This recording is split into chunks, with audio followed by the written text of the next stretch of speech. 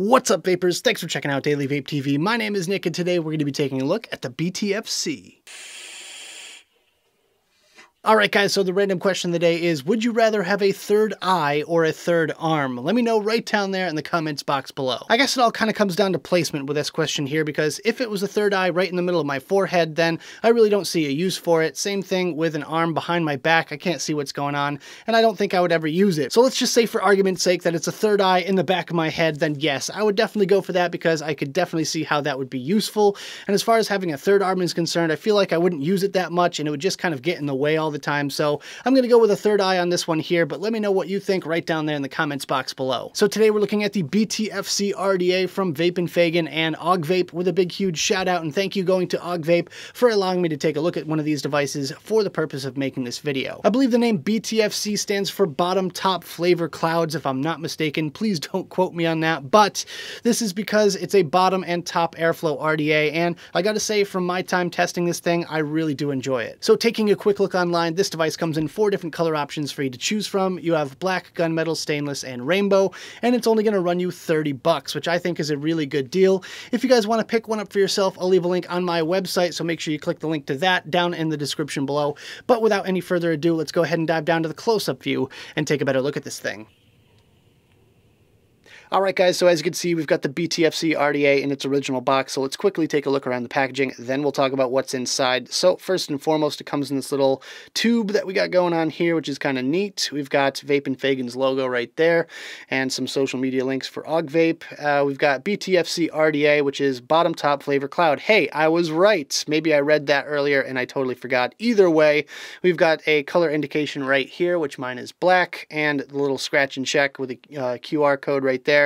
We've got some specs and company information on this little section here, and other than that, that's about it on this little package. So let's go ahead and take the top off real quick and see what we get inside. Well, wouldn't you know it, we get the BTFC itself. Let's just rotate it around. There we go, BTFC, there's the logo.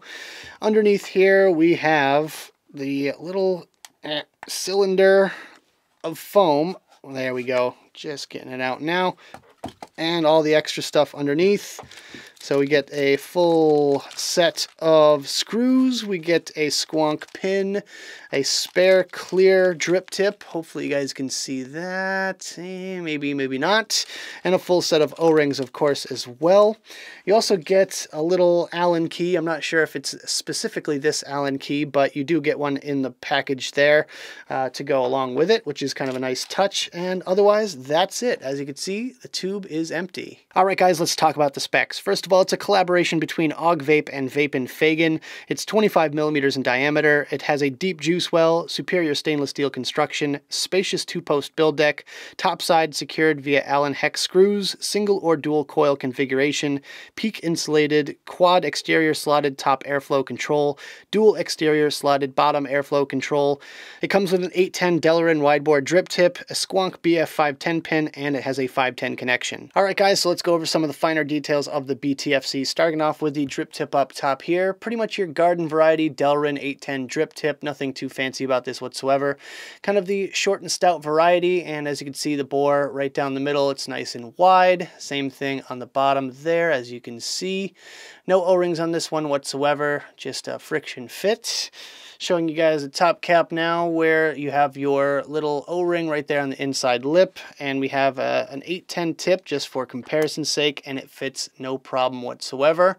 So this one is off the Bonza, and it fits absolutely perfectly. This top cap section here also serves as your airflow control to the top airflow. So this is actually a part that you want to rotate around if you want to control that. And you can see on the inside here, there is actually the airflow control itself. Nothing super fancy. It's got a slight angle on it downward, so it's going to hit the top portion of your coils, depending on placement, of course. And here on the inside, you can see that it's slightly angled, which gives you a little bit better flavor. Not quite as much as a dome top cap, but still pretty darn good. Here you can see the barrel section with BTFC engraved on it, and otherwise, nothing too special about this section here. You can kind of see the bottom airflow section and the top airflow airflow is divided in half. Hopefully you guys can see that. And the bottom is a little bit wider as well. So now otherwise, really nothing too much to tell you about this piece here. Here you can see the build deck with my build still in it for a series mechanical mod. This is dual 24 gauge nichrome 80 with 11 wraps around a 3mm bit, and it fits no problem. So a nice wide build in there fits no problem at all. You can definitely fit some of your exotic wire coils easily, and I would say that you have plenty of flexibility with this build deck here. So here's the build deck with no coils in it, and as you can see, the airflow holes are right on the posts themselves, and it comes up right underneath your coils. You have your post holes on the outer side of each post, and that will allow you to build some of the wider, more exotic wire coils in there, no problem.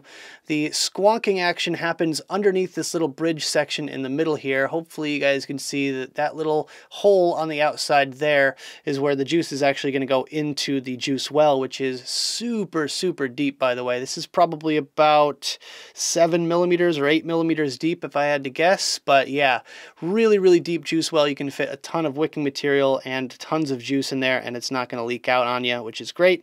On the back side of the terminals, you have these holes which allow you to kind of slip your coil through there with plenty of excess, and when you tighten them down, you can just snip off the excess wire right there, which I think is awesome. And you have the dual O-rings holding the top cap section on nice and firmly, no problems with those whatsoever. You can see the airflow slot at the bottom there, which kind of comes in and then up towards your coils. And on the very bottom here, we have the engravings for Vape and Fagan and Augvape right there, and your serial number right there at the bottom with a gold-plated 510 pin. And as you can see, it is nice and protruding, which means it's going to be safe on a hybrid mechanical mod. So that's pretty much what I've got for you guys in this little close-up section here. Let's go back to the main screen, have a quick vape on this thing, and we'll talk about it some more.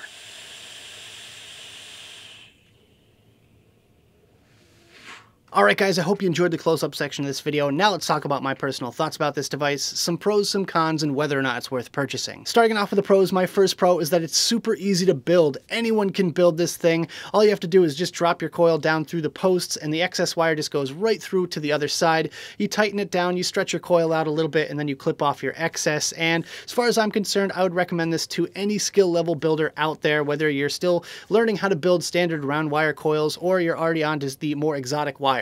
My second pro for this device is the flavor. The flavor that I get off of this thing is excellent, and currently my setup is not so much for flavor as for Clouds being a series mech, but I have a standard round wire build in there and I still get really good flavor, which means overall I'd say the flavor on this thing is outstanding. And my third pro today is the airflow. Now, not only do you have plenty of airflow going through this RDA, but you have airflow options as well. You can cut off the bottom airflow or the top airflow or a combination of both.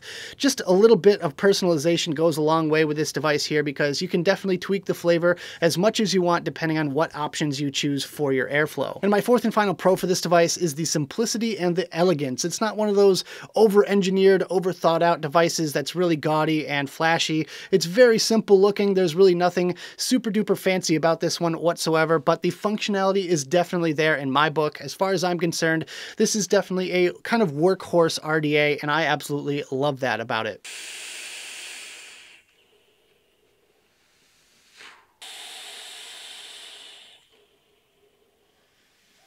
Alright guys, so moving on to the cons, my first con is the top O-ring tolerance. Now, the only O-ring that ever gave me any issues with this device here is the one right here on the top airflow control. It's very, very loose and it comes off really easily, so just be aware of that. You might want to double check your airflow control on the top before you take a rip off of this thing, or seek out an alternative O-ring if you have one available. My second con for this one is that it can leak through the bottom airflow holes if you drip down the tip. Now, my recommendation to you guys out there would be take your whole top cap off and paint your coil, or fill up the juice well with a bunch of juice, because this thing does hold quite a bit in the juice well itself. But if you're dripping right down the tip, it could roll off the back of your coil and straight down into the airflow. And my third and final con for this device is a little bit nitpicky, I will admit, but the edges on the posts themselves are on the sharp side. I would like to have seen them rounded out a little bit more just to be on the safe side here. But with that, like I said, it's nitpicky. It really doesn't make that much of a difference. As far as I'm concerned, it doesn't affect the performance of this device whatsoever or my thoughts in general.